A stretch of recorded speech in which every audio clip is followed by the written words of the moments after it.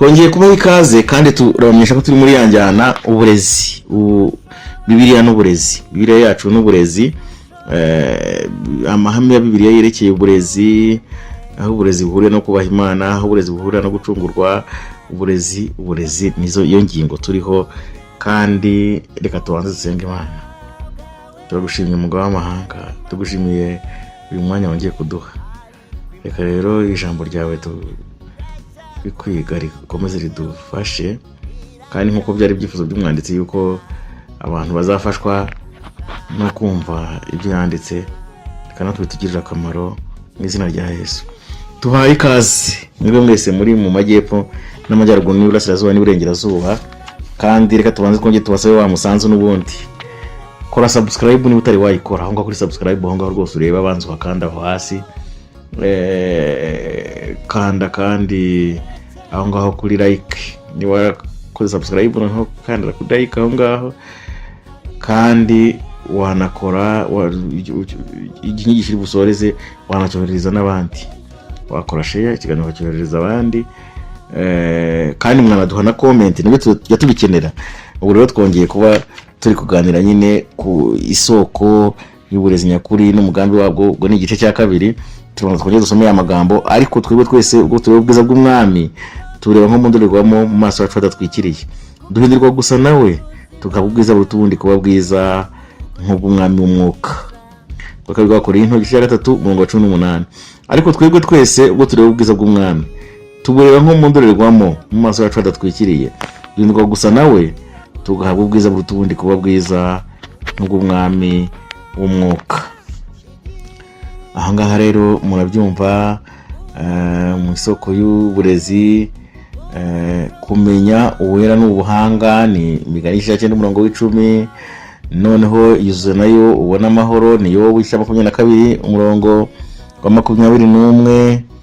Kandi ushije twabonye yuko intiti nubwo zaba zaravuze ibibazo zikanabyubahirwa, ariko uburyo bwo kwigisha bwa nyabwo nubwo kudatinda mu bintu byinshi, ahubwo biratwerekeza ku mahame yakoranije afitiye abantu akamaro. Muri bene uburyo bwo gusabana niho haboneka uburezi bw'ikirenga. Ubwo ni uburyo bwihariye Imana ubwayikoresha bwo guteza umuntu imbere. Ubutumwa Imana yahaye umuntu n'ubu ngo noneho yuzuze nayo ubona amahoro, ubwo nibwo ibyiza bizakuzaho. Noneho yuzuze nayo ubona amahoro, maze ubwo nibwo ibyiza bizakuzaho.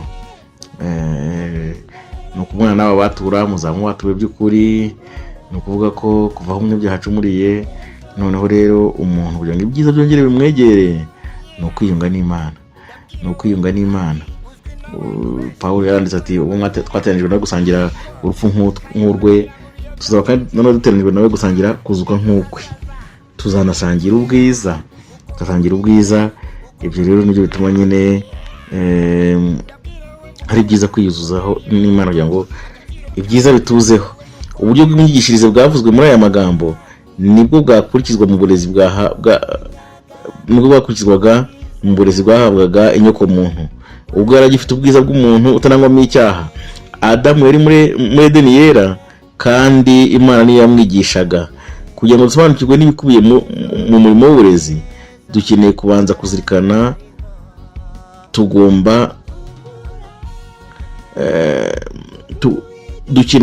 kuzirikana umugambi Imana yari ifitiye umuntu ubwo yamuremaga.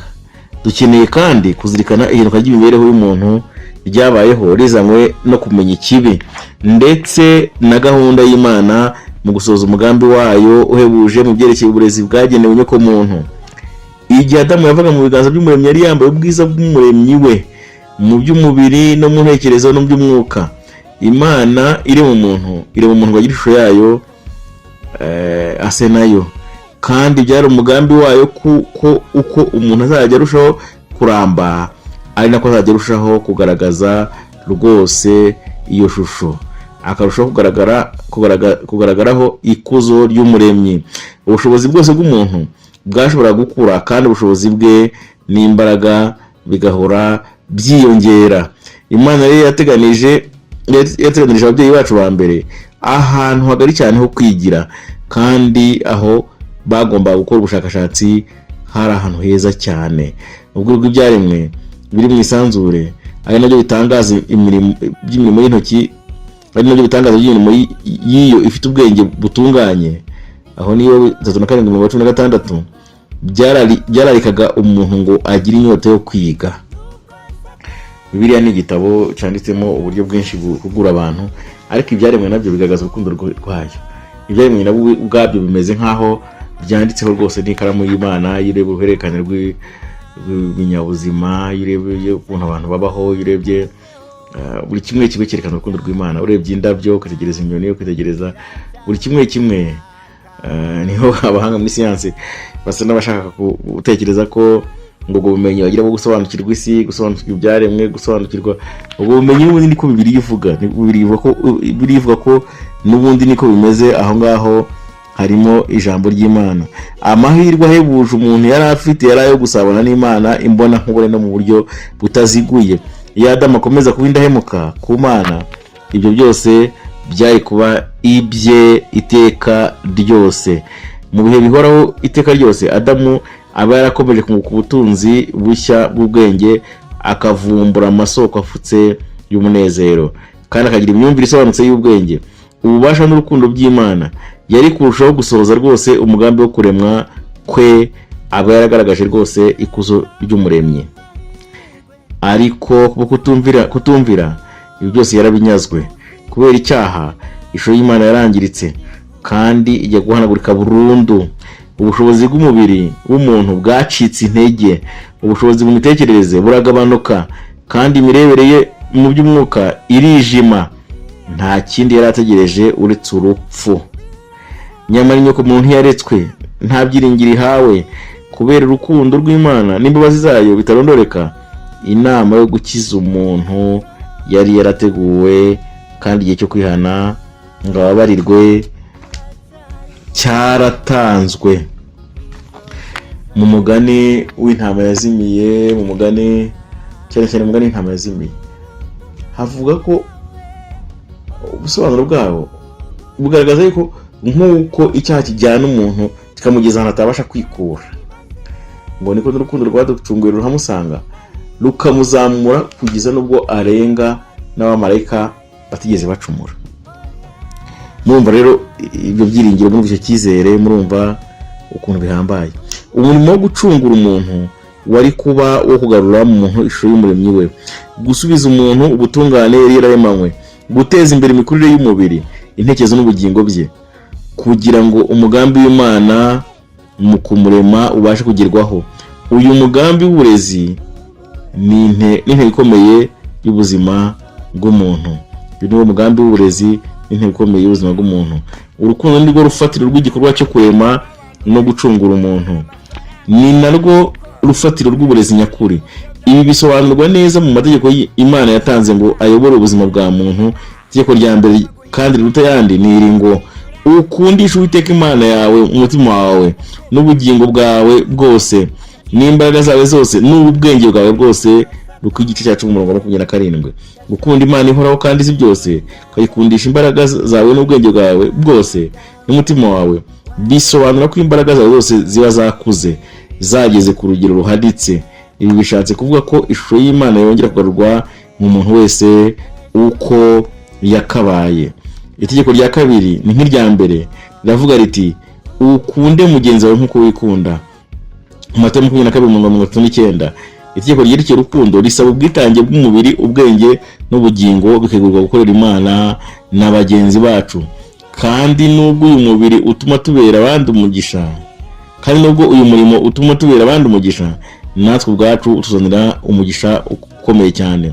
Kutikanyiza niryo shingiro ryo gukura nyakuri kose. Binyuze mu gikorwa cyo kutikanyiza, habaho gukura k'ubushobozi bwose bw'umuntu ku rwego ruhanitse.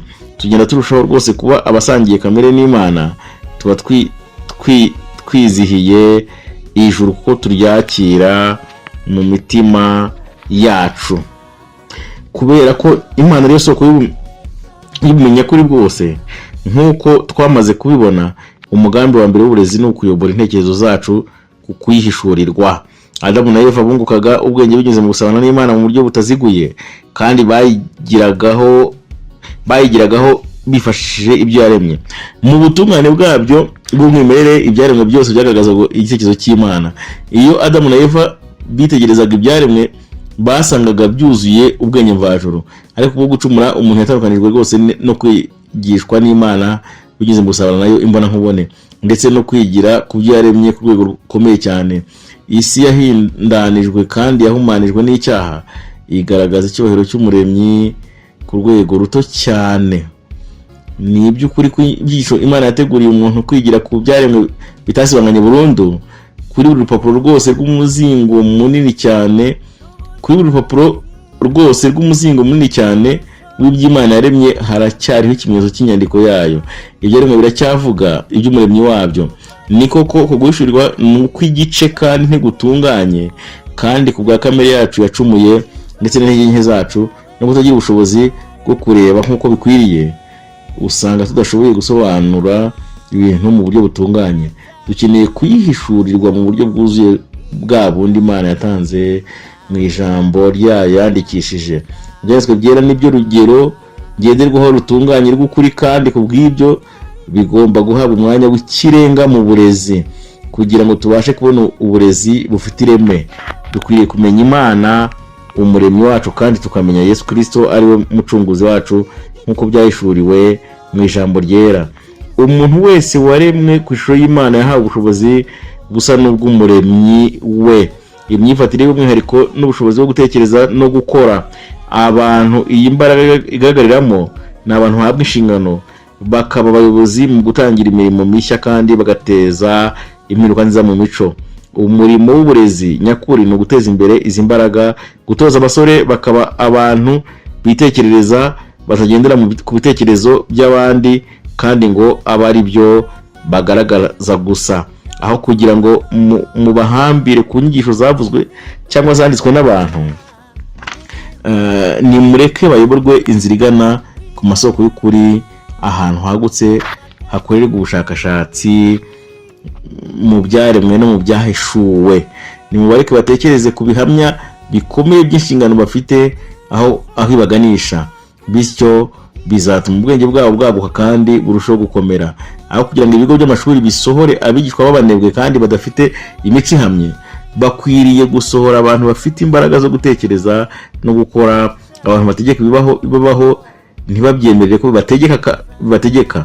Abantu bafite impumeko y'ubwenge, ibitekerezo biboneye n'ubutwari mu byo bizera kandi bemera. Uburezi nk'ubwo butanga ibirenze ubumenyi bw'iby'ubwenge n'ibirenze gutoza umubiri. Bene ubwo burezi bukomeza imico kugira ngo ukuri n'ubunyangamugayo bitagurara mu byifuzo by'inarijye cyangwa kurangamira iby'isi. Bukomeza intekerezo zigashobora guhangana n'ikibi, aho kugira ngo ahe icyo ararikiye kumutegeka, bityo kigahinduka imbaraga irimbura impamvu yose itera umuntu gukora, ndetse n'ibyifuzo cyose byubahiriza amahame y'ukuri akomeye. Uko umuntu arushaho gutekereza ku butungane bw'imico y'Imana, niko intekerezo zihindurwa nshya, kandi ubugingo bukongera kuremwa bundi bushya mu ishusho y'Imana. None se ni burezi ki bwaba ari ubw'ikirenga kurenza ubu? Mbese uramutse ubuhaye agaciro wabuhwanya n'iki?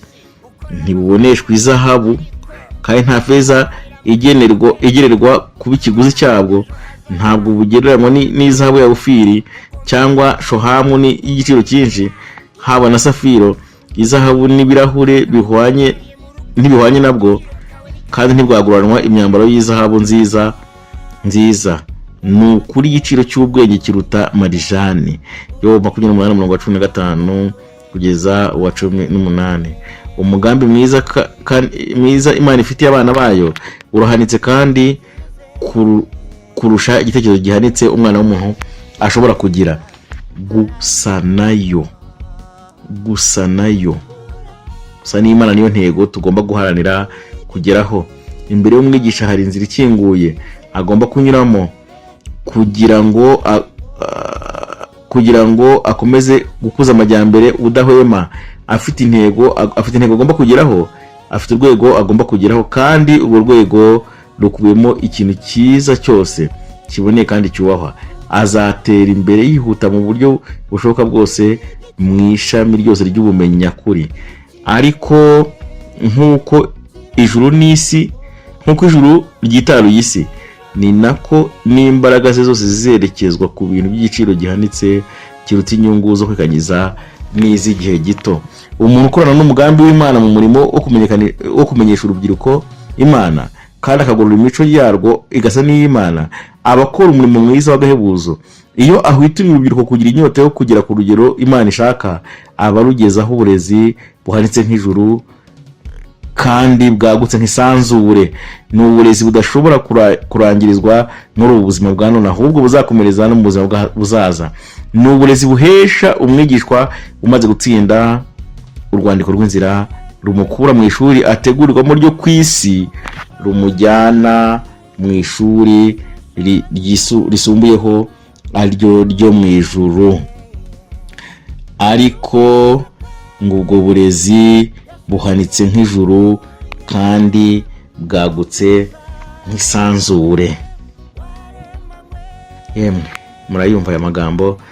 Ngaho rero mu gusoza reka twongere tubasabe subscribe nimuyikore, kandi kuri like, muduhe ama comment. Turongera no gutumira abantu baba bafite icyo babasha kuvugira kuri yicara no bagasangiza abandi ubumenyi. Ni ikaze rwose, bashobora kuba baririmbyi, bashobora kuba bwiza butumwa, bashobora kuba bigisha Bibiliya, impano zose baba bafite, bashobora kuba basizi, ariko mu buryo bw'Imana. Ikaze cyane, kadusenga Imana. Turagushimye Mugabo w'amahanga, tugushimye uyu mwanya mwiza, uyu mwanya dusobanamo nawe duguciye mu ijambo ryawe. Reka rero ibisohoka mu kanwa kacu ariko tuvuga ku ijambo ryawe bigirira abandi akamaro, mu izina rya Yesu, amen.